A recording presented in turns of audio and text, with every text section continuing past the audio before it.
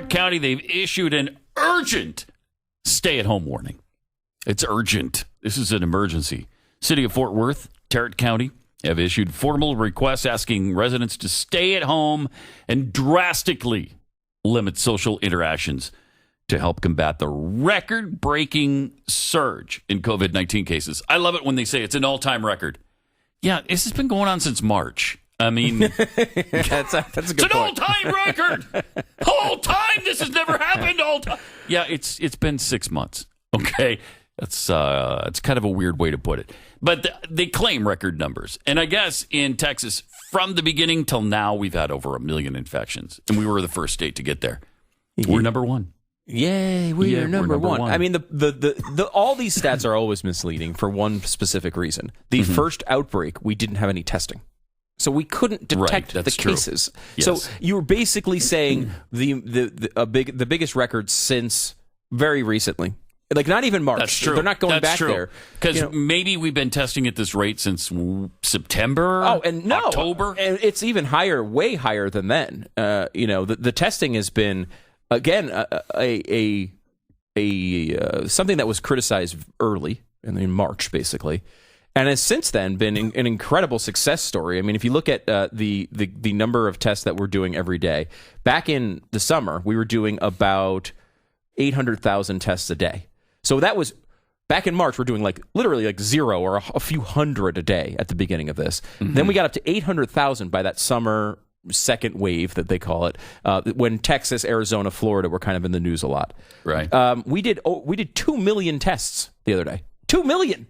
So in a day? Yeah, more than double the summer peaks. Wow. Which is really an incredible accomplishment.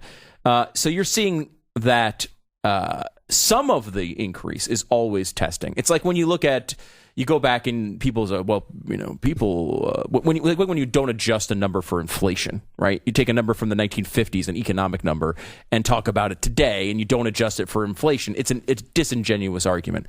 The same thing is happening here with the COVID stats, right? Because you're talking about double, triple numbers from relatively recently.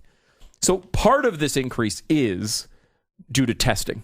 That's why the records are being hit every day. On the other hand, we also are seeing an increase until only the last few days of test positive percentage. So they're doing all these tests, but the number, the percentage of tests coming back positive has increased significantly. So I mean, I think it's probably the right answer that we are in the middle of another one of these waves. I mean, you're seeing it for sure in hospitalizations, which are the highest by a pretty large margin in either one of these spikes. It's an all-time record. And that one is an all-time record, although, it's an all-time again, record. since March. Right. Right. I mean, and that's the difference with this sort of wave of COVID and the two previous ones is it's not very localized. So we're not getting the intense craziness of a New York City that we have. Right. We're just getting not even in New York City. Not even in New York Although City. their numbers are up. Their numbers are up, yep, and they've closed all their schools. But even like North Dakota and South Dakota, which have really high per million numbers right now, even though there's only 4 people who live in those states combined. I don't know if people know that. Kristi Noem is there, and there's 3 other people. So the numbers per million are very high there.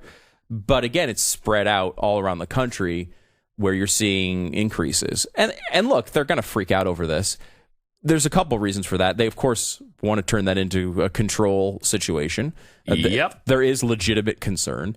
And also, they want to cover... There's a CYA situation going on here. They're covering their butts here, trying to... If they don't come out with the most panicky of panicked things to say, and they don't tell everyone to never... Don't even forget Thanksgiving dinner with your family. Don't even eat turkey. Turkey might have coronavirus on it. If they don't say that, then they look like they were too easy on the problem. They weren't taking it seriously. But they've gotten absolutely ridiculous. Right. Telling people, don't have anybody for Thanksgiving except the people who live with you.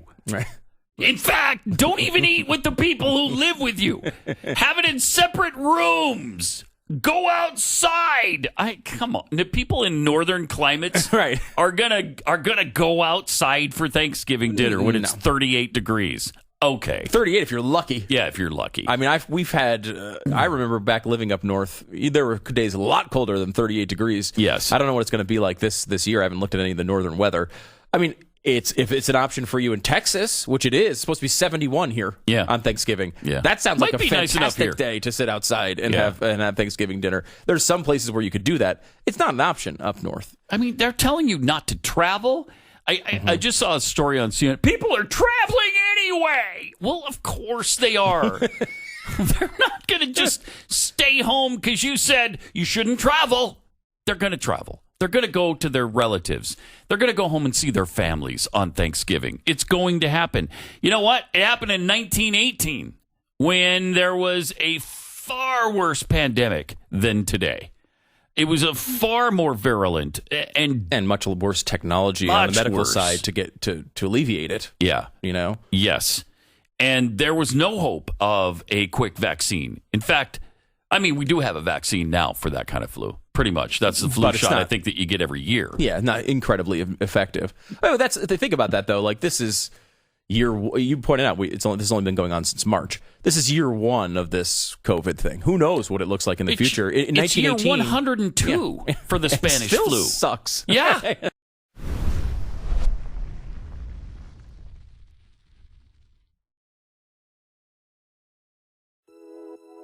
I've been obsessed with belts for a long time. I wear a belt every day, and there was like 3 things that always drove me crazy about belts. You have all these holes, but you only use one of them. This big flap hanging off the front, and it usually sticks out under your shirt. And so I'd search